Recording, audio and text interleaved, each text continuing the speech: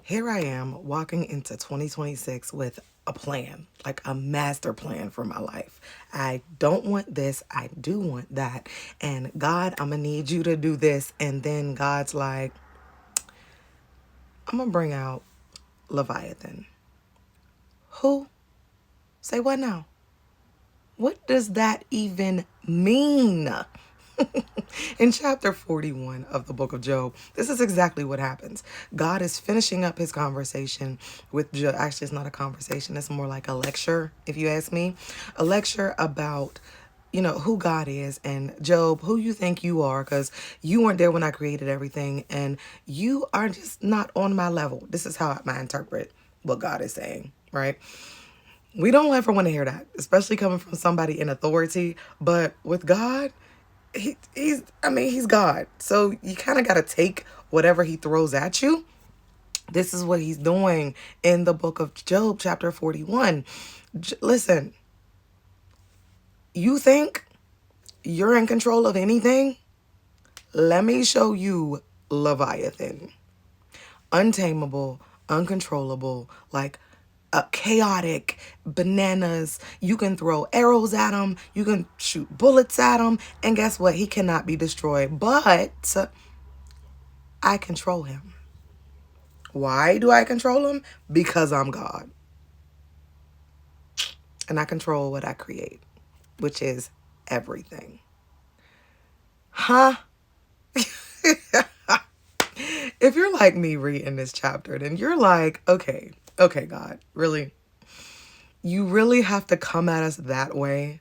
Like, we definitely want to control our lives. You put us here. You gave us free will. We can choose good versus evil. We can do, you know what I mean? We can do the good things and we can do the bad things. Like, we have freedom of choice, which means we should be able to control our lives. God, I don't want to suffer. I want prosperity. I don't want to be poor. I don't want to be sick. Lord, just give me what I'm asking for. And he's like, ultimately, you're not in control of anything. And that hurts if you're like me. Are you kidding me? You trying to tell me I'm not in control of my own life here? That don't make no daggone sense because you put me here to explore this thing called life and enjoy your creation and I can't control it? And God is like, no, you're not in control of anything. Let me grab my notes. Welcome back to the Job Files, Faith Under Fire, chapter 41 of the book of Job. We got 2 more chapters left, so let's get into this thing. Grab your pen and paper because we're going to go at it. Listen, Leviathan is described as massive, terrifying, untamable. He's a creature. And some scholars debate whether it's a literal sea creature or just a symbolic creature of chaos, or even a picture of Satan, some people say. But the exact identity at this point is not the point. It doesn't really matter if he was created, if he's real, if he's Satan. Doesn't matter. What it is he goes into detail about the fact that you can't capture it, you can't tame it, you can't overpower it, you can't intimidate it, and you cannot bargain with Leviathan. He doesn't flinch at weapons. Fear doesn't move him. And strength does not impress Leviathan. So God asked Job this one question. Can you pull in Leviathan with a fish hook? Basically saying, bruh, you can't tame this thing. But I can control him because I created him. Right? Let's go here. The real lesson isn't about the creature itself. God isn't flexing just to flex. He's teaching Job and us something much deeper. There are forces, situations, and seasons you were never meant to control.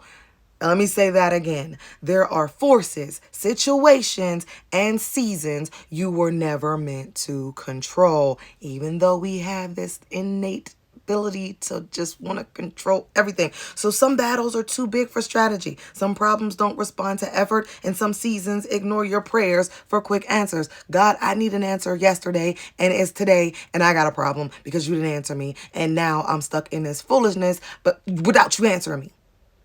He's like, I don't have to because I'm in control. We don't want to hear that. I don't want to hear that. I'm being honest with you. I don't want to hear it. And so God is saying, if you can't control Leviathan, why are you trying to control everything else? Like, Here's the thing. Don't try to control the influx of abundance, of finances. Steward what I've given you. Let me say that again. Don't try to control what comes in. Be a good steward of what I've given you. But God, I really need some money. This job sucks. And I'm like, was made for better than this. I'm brilliant. You created me to be really smart. I have degrees and I'm stuck in this dead end job. What's happening? Like, I'm trying to control this thing. I'm sick of it. And I'm looking for new jobs and nobody's biting. That's because God is ultimately in control. I don't like to hear that either. I promise you I don't. So let's be real. We like to think that if I do the right things, that life will cooperate. If I pray hard enough, then it'll all make sense. If I stay faithful, then I won't face the shenanigans. Well, Job did all of those things, and he still faced Leviathan level problems, these huge, massive problems. He done lost everything. He's sick. People don't respect him anymore. I mean, like, he has nothing. He is down to the bare bones, period. And those are really Leviathan level problems. I mean, huge.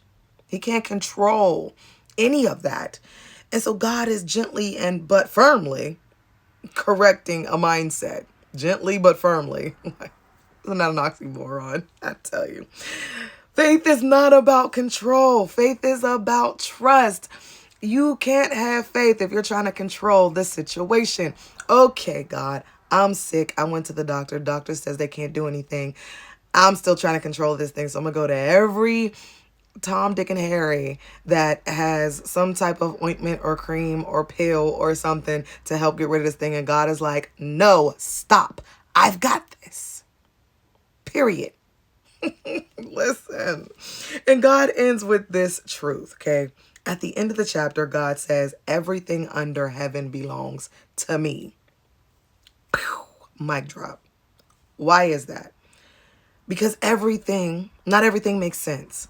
Not everything will feel good, and not everything is going to go your way, but everything belongs to me, including the chaos, including the turmoil, including the hurricane, including the tornado, including the lack of finances, including including the fact that your health is failing. I am in control of everything, and everything belongs to me, including you and your sickness, you and your trials, you and your tribulations. It all belongs to me. So why don't you just go ahead and take your hands off of it and let me do what I do, because I'm God? Well, we can't do that because we're human and we want to control everything.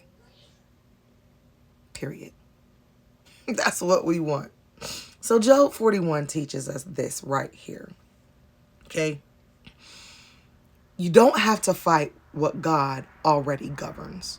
You don't have to understand what God oversees. And you don't have to control what God already owns. Leviathan exists to remind us that God is sovereign, even when life feels savage. Listen, 41 isn't meant to scare you.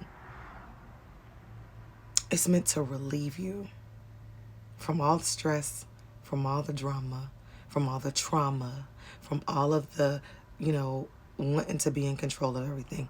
Listen, let it go. Take your hands off of it and let God be God. That's basically all this chapter is saying.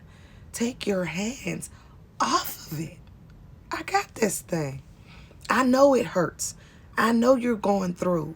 I know that you feel like there's no way out, that you're going through this tunnel and you cannot see the light at the end. So it's just pitch black darkness. Sickness can't be healed. Your finances, you got pennies to your name. You done lost people that you felt like, God, why did you take this person from me? But guess what? Take your hands off of it, because I'm in control of all of it, because it all belongs to me anyway. Listen, be blessed, and I'm going to see you tomorrow for chapter 42. And we about to get deep into this thing. Have a fantastic day, and I'll see you later.